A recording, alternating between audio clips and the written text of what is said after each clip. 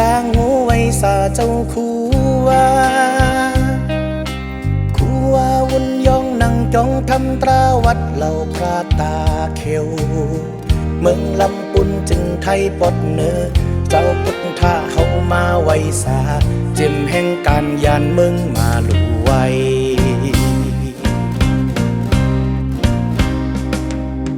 เจ้าเฮากดโหนุ่งพาเลิงสั่งการตำวางกูเจอจุนถวยเป็ดหักกิเลสาวันอาทิตย์6 ค่ำเลือนเจงปีพุทธ2545ย่างเข้ามาใน22 วาษาเป็นลูกหักคำพาราเป็นตะเปเจ้าระหานตาเจ้าพื้นแผ่ศาสนาเฮิงคนลำปุนตั้งเมืองไว้เกยยำเจ้าอ่อนปองสร้างตั้งลีเจอเก่าเจอหมดเจ้าแม่สุงสี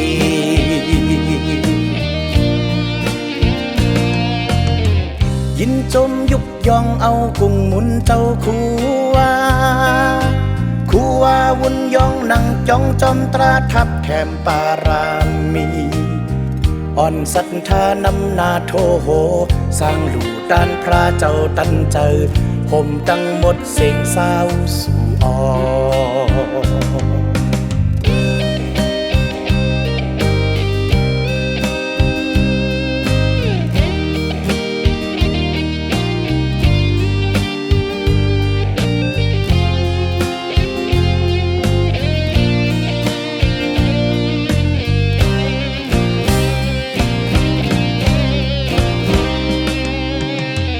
เป็นลูกหักคำพาราเป็นตะเปเจ้าระหานตาเจ้าพื้นแผ่ศาสนาเฮิงคนลำปุนตั้งเมืองไว้เกยยำเจ้าอ่อนปองสร้างตั้งลีเจอเก่าเจอหมดเจ้าแม่สุงสี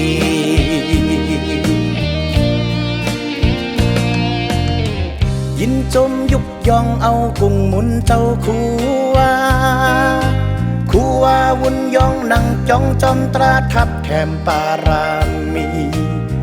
อ่อนศรัทธานำนาโทโหสร้างหลู่ด้านพระเจ้าตันเจอผมตั้งหมดเสียงเศร้าสู่อ